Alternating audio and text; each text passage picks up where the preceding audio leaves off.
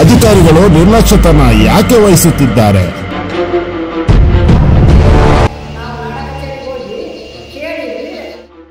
ಅಧಿಕಾರಿಗಳ ಹತ್ತಿರ ಓಡಾಡಿ ಸುಸ್ತೋ. ನಮ್ಮಂತ ಬಡವರ ಸಮಸ್ಯೆ ಕೇಳೋರ್ಯಾರು? ಇಲ್ಲಿನ ಗ್ರಾಮಸ್ಥರ ಆಕ್ರೋಶ ಭರಿತ ಮಾತು. ಈಗಂದ್ರೆ ಒಂದು ನೀವು 80ರಿಂದ 80ನೇ ಇಸ್ವಿ ಅಂತ ಹೇಳ್ಕೊಳ್ರಿ. ಕಂಪ್ನಿ ಸ್ಟಾರ್ಟ್ ಆಗಿದ್ದೆ 80. ಅಲ್ಲಿಂದ ಇಲ್ಲಿಗೆ ಎಷ್ಟು ವರ್ಷ ಆಗಿದೆ ಲೆಕ್ಕ ಹಾಕ್ರಿ ನೀವು. ಈಗ ನಿಮಗೆ ಇಲ್ಲೇ ಕೂರ್ಲಿಕ್ಕೆ ಇದೊಂದೇ ಮನೆ, ಬೇರೆ ಎಲ್ಲೂ ಇಲ್ರಪ್ಪ. ನಾವು ಹಂಗಾಗಿದ್ದು ನಾವು ಇಲ್ಲಿ ಯಾಕಿರ್ಬೇಕಾಯ್ತು? ನಾವು ಫಾರೆಸ್ಟ್ ಬರ್ಕೊಟ್ಟಿದ್ವಿ. ಫಾರೆಸ್ಟ್ ಅವ್ರು ಏನು ಹೇಳ್ತಿದ್ದಾರೆ? ಈಗ ಅದನ್ನ ಮಾಡಿದಾರಪ್ಪ, ವ್ಯಾಲ್ಯೂಯೇಷನ್ ಕಟ್ಟಿದಾರ. ಇನ್ನೂ ಅದು ಏನಾಯ್ತೋ ಗೊತ್ತಿಲ್ಲ. ಕೇಳಕ್ ಹೋಗಿಲ್ವಾ? ಕೇಳಕ್ ಹೋಗಿದಾವೆ, ಬಿಡಿಸ್ತವಿ ಅಂತಾರೆ. ಯಾವಾಗ ಬಿಡಿಸ್ತಾರೆ ಯಾರಿಗೆ ಗೊತ್ತು. ಹೋದ್ಸರಿ ಮಳೆಗಾಲಕ್ಕೆ ಬಿಡಿಸ್ತವೆ ಅಂದ್ರಿ. ಗಾಡಿ ಬಿದ್ದಾಗ ನಾವು ನಾಡ ಕಚೇರಿಗೆ ಹೋಗಿ ಕೇಳಿದ್ವಿ, ಅವರು ಬಿಡಿಸ್ತಾರಲ್ಲ, ಮತ್ತು ನಾವ್ಯಾಕೆ ಪರಿಹಾರ ಕೊಡಬೇಕು ಅಂದರು.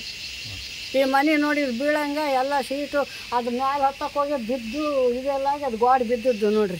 ಇದು ಈ ಏರಿಯಾದಲ್ಲಿ, ಈ ಏರಿಯಾಕ್ಕೆ ಎಂತ ಹೆಸರು? ಕುನಿಯಾಳ ಅಲ್ಲನೇ ಸಂಬಳಮ್ಮ. ಈ ಏರಿಯಾ ಕುನ್ನಿಯಾಳ. ಕುನ್ನಿಯಾಳ. ಇಲ್ಲಿ ಎಷ್ಟು ಮನೆಗಳಿದಾವೆ? ಇಲ್ಲಿ ನಮ್ದೊಂದು, ದೇವರಾಜಂದು ಒಂದು, ಸೋಮಲಮ್ಮಂದು, ಇವ್ರದೊಂದು 3 ಮನೆ ಇದೆ. ಇದ್ರ ಮೇಲೆ ಅಧಿಕಾರಿಗಳು ಏನಾದ್ರು ಭೇಟಿ ಕೊಟ್ಟಿದ್ದಾರಾ?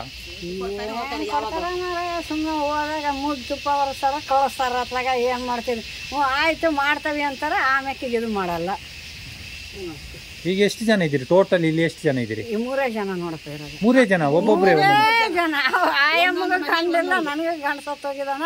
ಒಬ್ಬ ಮಗ ಅದಾನ ಮಂಗಳೂರಾಗ ಲೇಬರ್ ಕೆಲಸಕ್ಕೆ ಹೋಗ್ತಾ ಇದ್ದಾನೆ. ಇಲ್ಲಿ ಕೆಲಸ ಇಲ್ಲ ಅಂದಾಗ ನಮ್ಗೆ ಒಟ್ಟರೆ ಪ್ರಾಣಿಗಳಿಂದ ಬಚಾವ್ ಮಾಡ್ತಾರೆ ಸಾಕ್ಸೋನಿ. ದಯವಿಟ್ಟು ಹೇಳ್ತೀನಿ. ಈಗ ನಿಮಗೆ ರೇಷನ್ ಆದ್ರೆ ಎಲ್ಲಿಂದ ತರಬೇಕು? ನಾವು ಕಳ್ಸೋದ್ರಿಂದ ತರ್ತವೋ. ರೇಷನ್ ಸೊಸೈಟಿ ಅಕ್ಕಿ ಅದ ಕೊಡ್ತಾರ. ಇಲ್ಲಿ ಬರ್ತದ ಕುದುರೆಮುಖಕ್ಕೆ? ಕುದುರೆಮುಖಕ್ಕೆ ಬರುತ್ತೆ. ನೀವು ಹೋಗಿ ತರಬೇಕು? ಅದು ಇಲ್ಲಿ ಏನಂದ್ರೆ ಒಂದು 2 ಕಿಲೋಮೀಟರ್ ಆಗುತ್ತೆ. ಈಗ ರೇಷನ್ ಕಾರ್ಡ್ ಎಲ್ಲ ಇದೆಯಾ ನಿಮಗೆ? ನನ್ನ ರೇಷನ್ ಕಾರ್ಡ್ ಉಂಟು, ಆಧಾರ್ ಕಾರ್ಡ್ ಉಂಟು, ದೃಢೀಕರಣ ಪತ್ರ ಉಂಟು, ಆಮೇಲೆ ಹಕ್ಕು ಪತ್ರ ಉಂಟು. ಈ ಜಾಗಕ್ಕೆ ನಾವು ಮುನ್ಸಿಪಾಲ್ಟಿ ಕಟ್ಟಿದ್ದು ರೆಸಿಪ್ಟು ಉಂಟು. ನಿಮ್ಮ ಹೆಸರು?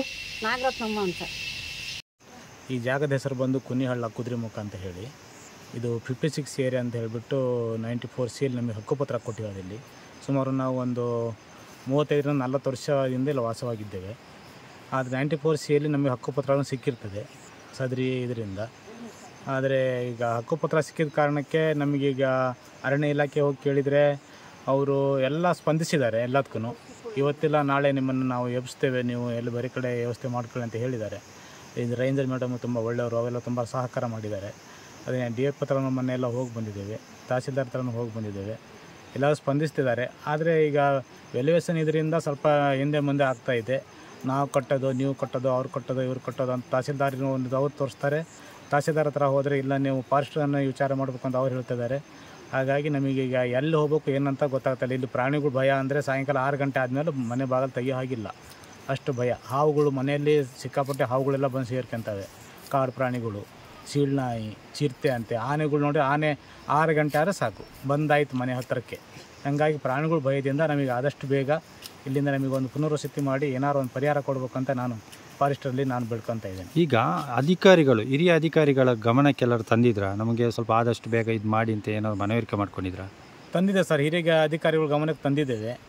ಆದರೆ ಅವರು ಹೇಳ್ತಾ ಇದ್ದಾರೆ ಇಲ್ಲ ಫಂಡ್ ಬಂದಿದೆ ಅಂತ 2 ವರ್ಷದಿಂದ ಫಂಡ್ ಬಂದಿದೆ ಅಂತ ಹೇಳ್ತಾನೆ ಇದ್ದಾರೆ. ಆದರೆ ನಮಗೆ ಯಾವುದು ಇನ್ನೂ ನಮ್ಮ ಖಾತೆಗೆ ಹಣನೂ ಬರಲಿಲ್ಲ. ಇಲ್ಲ ನೀವು ಎದ್ದು ಹೋಗಿ ಅಂತ ಬಂದು ಯಾರು ಹೇಳಿ, ನಾವಾಗೇ ಅವ್ರಿಗೆ ಮೇಲ್ಪಟ್ಟು ನಾವಾಗೇ ಹೋಗ್ಬೇಕು. ನಮ್ಮ ಕಷ್ಟಗಳನ್ನ ಅವ್ರ ಹತ್ರ ಹೇಳ್ಕೊಳಕ್ಕೆ ಹೋಗ್ಬಿಟ್ರೆ ನೀವು ಹೇಗಿದ್ದೀರಿ ಹೆಂಗಿದ್ದೀರಿ ಏನೇ ಅಂತ ಇಲ್ಲಿ ಬಂದು ಯಾರು ಕೇಳೋರಿಲ್ಲ. ಅಷ್ಟೇ ಇಲ್ಲಿ ವ್ಯವಸ್ಥೆ ಆಗ್ತಾ ಇರೋದು ಅಷ್ಟೇ. ಯಾವ ಎಷ್ಟು ಮನೆಗಳಿದೆ ಸರ್ ಇಲ್ಲಿ? ಮನೆಗಳಿರೋದು 3 ಸರ್. ಇಲ್ಲಿ 2 ಮನೇಲಿ 2 ಜನ ಲೇಡೀಸ್ ಇದ್ದಾರೆ, ನಾನೊಬ್ಬ ಜೆಂಟ್ಸು, ನಾನು ಮಧ್ಯದಲ್ಲಿದ್ದೇನೆ. ಆ ಕಡೆಗೆ 2 ಜನ ಲೇಡೀಸ್ ಇದ್ದಾರೆ. ನನಗೆ ಅನಾರೋಗ್ಯ ಕಾರಣದಿಂದ ಈಗ ನಾನೀಗ ಸುಮಾರು ದಿವಸ ಆಯ್ತು ಕೆಲಸಕ್ಕೆ ಹೋಗೋದೇನೆ, ಮನೆಯಲ್ಲೇ ಇದ್ದೇನೆ. ಈಗ ನೀವು ಹಾಸ್ಪಿಟ್ಲಿಗೆಲ್ಲರೂ ಹೋಗ್ಬೇಕಾದ್ರೆ ಎಲ್ಲಿ ಹೋಗ್ಬೇಕು? ಹಾಸ್ಪಿಟ್ಲಿಗೆ ಹೋಗ್ಬೇಕಾದ್ರೆ ಸರ್ ನಾವು ಕಳಸ ಹೋಗ್ಬೇಕು. ಕಳಸ ಬಿಟ್ಟರೆ ಕಾರ್ಕಳ. ಹತ್ತಿರದಲ್ಲಿ ಆಸ್ಪತ್ರೆಗಳು ಯಾವ, ಈ ಕಡೆ 25 ಕಿಲೋಮೀಟರ್ ಹೋಗ್ಬೇಕು, ಈ ಕಡೆ 50 ಕಿಲೋಮೀಟರ್ ಕಾರ್ಕಳ ಹೋಗ್ಬೇಕು. ಈಗ ನೀವು ರೇಷನ್ ತರಬೇಕಾದ್ರೆ ಕಳಸಕ್ಕೆ ಹೋಗ್ಬೇಕು. ರೇಷನ್ ನಮಗೆ ಹೊಟ್ಟೆಗೆ ಅಂದರೆ ಈಗ ಗೌರ್ಮೆಂಟಿಂದ ರೇಷನ್ ಬರುತ್ತೆ, ಕುದುರೆಮುಖದಲ್ಲೇ ಕೊಡ್ತಾರೆ, ಅದು ಸಿಗುತ್ತೆ. ಮತ್ತು ಬಾಕಿದೆಲ್ಲ ಐಟಮ್ಸ್ ತರಬೇಕಾದ್ರೆ ನಾವು ಅಲ್ಪ ಸ್ವಲ್ಪ ಇದ್ರೆ ಪೂರ ಕಳಸಕ್ಕೆ ಹೋಗ್ಬೇಕು. ಏನಾದರೂ 25 ಕಿಲೋಮೀಟರ್ ಇಲ್ಲಿ ಬಸ್ ಚಾರ್ಜ್ ಹಾಕೊಂಡು ಇಲ್ಲಿ ರಜೆ ಮಾಡ್ಕೊಂಡು ಹೋಗ್ಬೇಕು. ಹಾಗೆಲ್ಲ ವ್ಯವಸ್ಥೆ ಉಂಟು ಇಲ್ಲಿ. ಒಂದು ರೋಡಿನ ವ್ಯವಸ್ಥೆ ಇಲ್ಲ ಇಲ್ಲಿ ಬರಲಿಕ್ಕೆ, ಒಂದು ನೀರಿನ ವ್ಯವಸ್ಥೆ ಇಲ್ಲ, ಒಂದು ಕರೆಂಟ್ ಸಹ ಇಲ್ಲ ನಮಗೆ. ಏನೋ ಗೌರ್ಮೆಂಟಿಂದ ಒಂದು ಸಣ್ಣ ಸೋಲಾರ್ ಕೊಟ್ಟಿದ್ದಾರೆ, ಅದರಲ್ಲಿ ಬೆಳಕಿಗೆ ಒಂದು ಸಾಕಾಗತ್ತೆ ಅಷ್ಟೇ. ಮನೆ ಒಳಗಡೆ ಬೆಳಕಿಗೆ, ಹೊರಗಡೆ ಏನು ಪ್ರಾಣಿಗಳು ಬಂದರೂ ನಮ್ಮ ಒಳಗಡೆ ಬೆಳಕಿಗೆ ಏನೂ ಇಲ್ಲ. ನಿಮ್ಮ ಹೆಸರು? ದೇವರಾಜ ಅಂತ ಹೇಳಿ. ಇಲ್ಲಿ ಹೇಗೆ ಜೀವನ ಮಾಡ್ತಿದ್ದೀರಿ? ಎಷ್ಟು ಜನ ಇದ್ದೀರಿ ಇಲ್ಲಿ? ಜನ ಅಂತ ಒಂದೊಂದು ಮನೇಲಿ ಒಬ್ಬೊಬ್ರು ಇರೋದು ನಾವು. ಏನು ಕಾಡು ಪ್ರಾಣಿಗಳಿಂದ ಬದುಕೋದು ನಮಗೆ ಕಷ್ಟ ಇದೆ. ಕೊನೆಗೆ ಮೊನ್ನೆ ಹೋಗಿದ್ದು ಬುಧವಾರ ದಿವಸ ಹೋಗಿದ್ದು DF ಹತ್ರ. ಅವ್ರು ಹೇಳಿದ್ರು ಇದರಲ್ಲಿ ಮಾಪನ ಮಾಡಿ ಈಗಿನ ದರ ಹಾಕ್ಬೇಕಂತ ಹೇಳಿದ್ದಾರೆ. ಅದಕ್ಕೆ ಸರ್ ಇಲ್ಲಿ ತಹಸೀಲ್ದಾರ್ ಏನು ಹೇಳಿದ್ರು ಅಲ್ಲಿ ಹೋಗಿ ಕೇಳಿ ಅಂತ, ಮೇಡಮ್ ಹೇಳಿದ್ರು ಅಲ್ಲಿ ಹೋಗಿ ಕೇಳಿ ಅಂತ. ಅವ್ರೇನು ಹೇಳ್ತಾ ಉಂಟು ಈಗ, ನೀವು ತಹಸೀಲ್ದಾರನ ಕೇಳಿ ಅಂತ. ತಹಸೀಲ್ದಾರ್ ಹತ್ರ ನಿನ್ನೆ ಹೋಗಿದ್ದೀವಿ. ಅವ್ರೇನು ಹೇಳ್ತಾ ಉಂಟು ಈಗ ಅಂದರೆ, ನೀವು ಇವರು ಚೀಫ್ ಆಫೀಸರ್ ಹತ್ರ ಮಾತಾಡಿ ಅಂತ. ಈಗ ಚೀಫ್ ಆಫೀಸರ್ ಹತ್ರ ಹೋದರೆ DC ಹತ್ರ ಮಾತಾಡಿ ಅಂತಾರೆ. ಅಷ್ಟು ತಾಕತ್ತು ನಮ್ಗೆ ಇದೆಯಾ ಸರ್? ನಮ್ಮ ಹತ್ರ ದುಡ್ಡು ಕಾಸು ಉಂಟಾ, ಅಥವಾ ಮಕ್ಕಳ ಮರಿ ದುಡ್ಡು ಹಾಕೋರು ಉಂಟಾ, ಅಥವಾ ಗಂಡ ಇದೆಯಾ ನನಗೆ? ವಿಚಾರ ತಿಳಿರಿ. ಇಷ್ಟು ಅವ್ರು ಎಲ್ಲರಿಗೂ ನಮ್ಮನ್ನು ಅರ್ಥ ಮಾಡ್ಕೊಂಡಿದ್ದಾರೆ. ಅರ್ಥ ಮಾಡ್ಕೊಂಡ್ರು ಕೂಡ ಮನ್ಸು ಹಿಂದೆ ಮುಂದೆ. ನೀವು ಇದ್ರಿ ಇರಿ, ನಿಮ್ಮಿಷ್ಟ. ಹೋಗಿದ್ರೆ ಕೊಡುವ. ಈಗ ಎಷ್ಟು ವರ್ಷದಿಂದ ಇಲ್ಲಿ ವಾಸವಾಗ್ತಿದ್ರಿ? ಇಲ್ಲಿ ನಾವು ಸುಮಾರು ಅದು ಹೇಳಿದ್ರೆ ಹೆಚ್ಚಿಗೆ, ಅದು ಕಮ್ಮಿಂದ 35-40 ವರ್ಷ ಆಗಿದೆ. ಅಂತೊಂದು 30 ವರ್ಷದ ಏನೋ ಲೆಕ್ಕ ಕೊಟ್ಟಿದ್ದಾರೆ ಇವರು. ಏನು ಕಂಪ್ನಿದ್ರಲ್ಲಿ ಇದ್ದದ್ದು ನಾವು ಹಾಲು ವ್ಯಾಪಾರ ಮಾಡ್ಕೊಂಡು. ಈಗ ಹಾಲು ವ್ಯಾಪಾರ ಮಾಡೋ ತಾಕತ್ತು ಇಲ್ಲ ನನಗೆ, ಹುಷಾರಿಲ್ಲ. ಒಟ್ಟು ದೇವ್ರ ಹತ್ರ ಹೋಗೋದು, ಹಿಂಗೆ ತಿರ್ಗೋದು, ದೊಡ್ಡ ಆಫೀಸರ್ಗಳ ಹತ್ರ ಹೋಗೋದು. ಅವ್ರು ಅಲ್ಲಿ ಹೋಗಿ ಅಂದ್ರೆ ಇಲ್ಲಿ ಹೋಗಿ ಅಂತಾರೆ, ಇಲ್ಲಿ ಹೋಗಿ ಅಂದ್ರೆ ಅಲ್ಲಿ ಹೋಗಿ ಅಂತಾರೆ. ಇದೇ ತಿರುಗೋದ ಸರ್. ನಮ್ಗೆ ದುಡಿಮೆ ಮಾಡಿಕೊಡೋರು ಯಾರಿದ್ದಾರೆ? ಈಗ ಇಲ್ಲಿ ಅರಣ್ಯ ಅಧಿಕಾರಿಗಳು ಏನು ಹೇಳ್ತಾರೆ? ಅರಣ್ಯ ಅಧಿಕಾರಿಗಳು ಪಾಪ ಮೇಡಮನ್ನು ನಾನು ಬೈಯಲ್ಲ, ಅವರು ನಮಗೆ ಬೇಕಾದ ಹೆಲ್ಪ್ ಮಾಡಿದ್ದಾರೆ.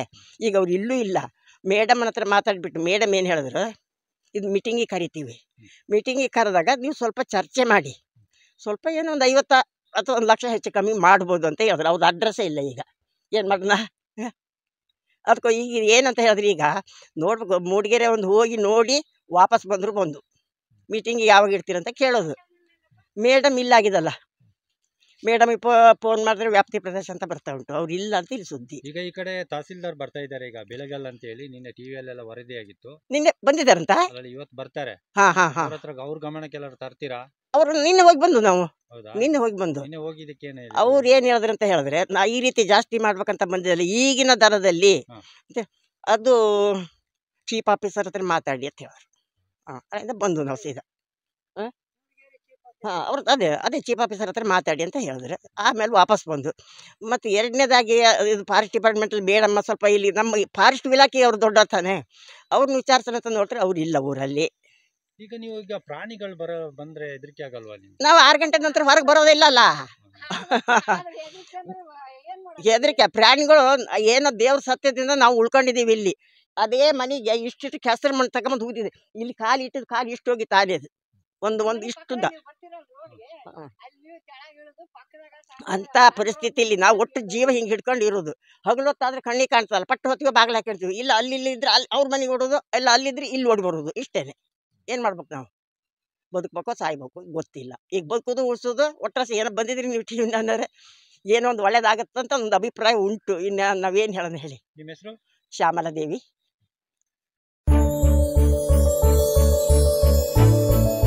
ಕ್ಷಣ ಕ್ಷಣದ ಸುದ್ದಿಗಳನ್ನು ವೀಕ್ಷಿಸಲು ನ್ಯಾಷನಲ್ ಮೀಡಿಯಾ ಕರ್ನಾಟಕವನ್ನು ಈಗಲೇ ಸಬ್ಸ್ಕ್ರೈಬ್ ಮಾಡಿ.